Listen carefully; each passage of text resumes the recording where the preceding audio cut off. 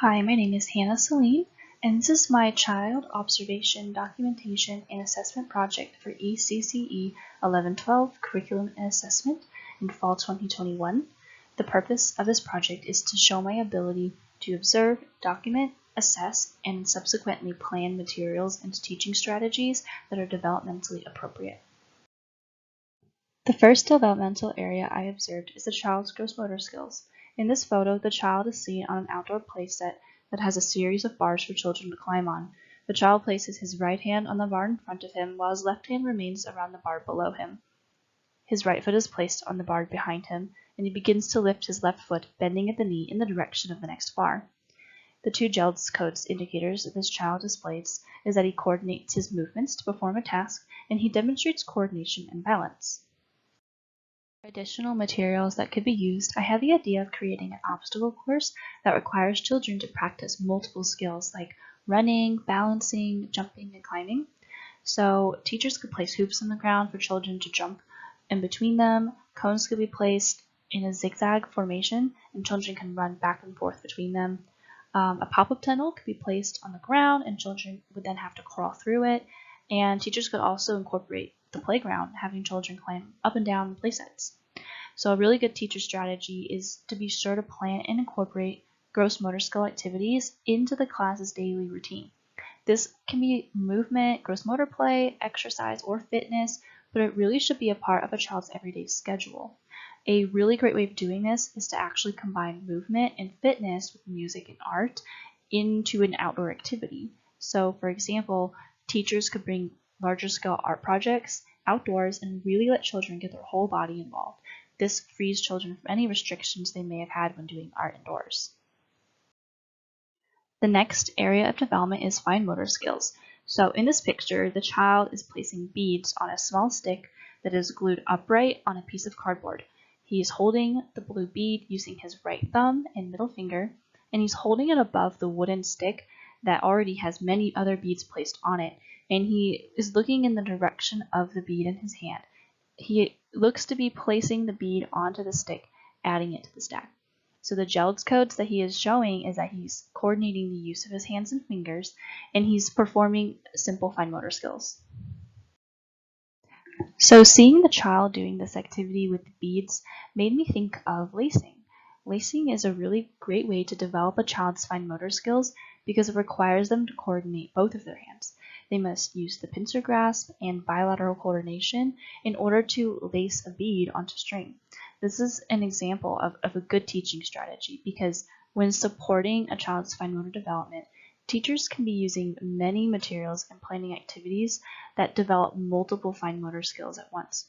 Developing the child's pincer grasp, bilateral coordination, hand-eye coordination, finger dexterity, wrist rotation and stability, these are more specific fine motor skills that teachers can think about when planning activities and choosing materials.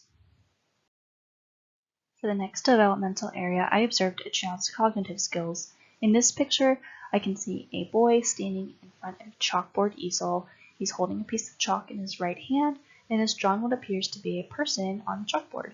So the GELDS codes that he is showing is that he uses materials to create original work for self-expression and to express individual creativity. And one of the examples GELDS gives for this is using chalk on the blackboard. The second GELDS codes that he is showing is that he recognizes basic two-dimensional shapes in the environment independently. So it looks that independently on his own, the child's drawing, I can see that he has drawn a circle for a head and some smaller circles for the eyes and nose, as well as some curved lines. So the child seems to be noticing that in the environment and in people, they are made up of shapes, and through his drawing, he is breaking down what he has seen into simple two-dimensional shapes, which is a really good cognitive skill that he's shown. For additional materials that support cognitive development, teachers can provide children with materials that are open-ended and hands-on. This encourages children to experiment and explore, to problem solve, and plan what they're going to make. Some examples of this would be clay or paint, and a good example of how this helps with cognitive development is when children mix different paint colors together, they're actually learning about cause and effect, which is an important cognitive skill. This leads into teaching strategy. which is for teachers to provide children with materials and tools that are open-ended. Children, especially at a young age, are really trying to understand and make sense of the world around them, so it's really helpful for their cognitive development to give them materials that allows them to express their feelings, their perceptions, and their ideas of the world around them. The next area is language development, and in this photo we can see a 3-year-old boy sitting at a table. There's a chalkboard in front of him, and he's holding a piece of chalk in his right hand using his thumb, index, and middle fingers. The letter O is written on the board in cursive, and he's placing the chalk on the chalkboard and he's dragging it along the board in a curved motion. The GELDS codes that he is displaying is that he's writing some letters of the alphabet and using writing tools with adult guidance. So in the picture, I actually noticed there's a blue piece of paper with a sandpaper letter on it, which is a material often used in the Montessori classroom for the child to practice tracing the letter with their finger. So I think a good material that may go along with this would be to use a sand tray. So the teacher can use a shallow tray, put some sand in it, just enough to cover the bottom, and the child can practice writing letters with their fingers in the sand and sound out the letter as they go. For teaching strategies, I thought of 2 things, and one is to really make sure that the classroom is rich in labels and logos, signs, and printed words. This will really help children learn phonics as well as understanding that things have symbols.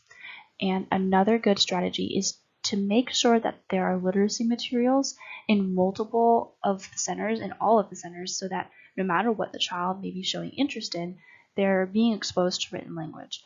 It's really important to help children get excited about written language as well as the spoken language.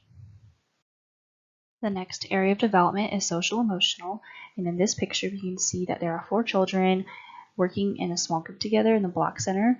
There are 2 wooden ramps on the floor between them, and the boy on the left is holding a small cylindrical block in his left hand, and the girl in the middle appears to be speaking, and the children look to be discussing the activity they are doing. So the GELDS codes that they are showing is that they are playing cooperatively with a few peers for a sustained period of time and developing and maintaining friendships with other children. Some good materials that could be added is some small people, trucks, cars, dollhouses, and animals to encourage imaginative and pretend play, and children can manipulate the toys and create stories. And children oftentimes will recreate events that have happened to them in their lives or things they've done, like visiting the zoo or going to the grocery store. So again, children at this age are really trying to make sense of the world around them. So giving them materials that reflect what they see or do every day is a really great way to encourage this. A good teaching strategy is to really encourage the children to explore all the possibilities of blocks and build all kinds of structures. Specifically, encouraging children to work together to solve problems and test their ideas and share and combine their ideas and figure out how to make a structure stable or the tallest or the longest is a great way to develop their social skills. The last area of development is self-help development. And in this picture, we can see a 3-year-old girl is holding both her hands in the running water at the hand washing station. So the GELDS that she is displaying is that she's attending to her personal health needs and her self-care needs independently. And she looks to be showing confidence in her ability and capacity to take on and accomplish this task. So an additional material for the hand washing station could be a hand washing timer where the children press a button and it will light up or play a song for the appropriate amount of time. Another material would be to have a chart at the hand washing station that shows each step of the hand washing process. A good strategy would be to teach children a hand washing song and also to really just spend time educating the children on the importance of hygiene, why we take care of ourselves, and how to do so. Here are my references, and thank you for listening.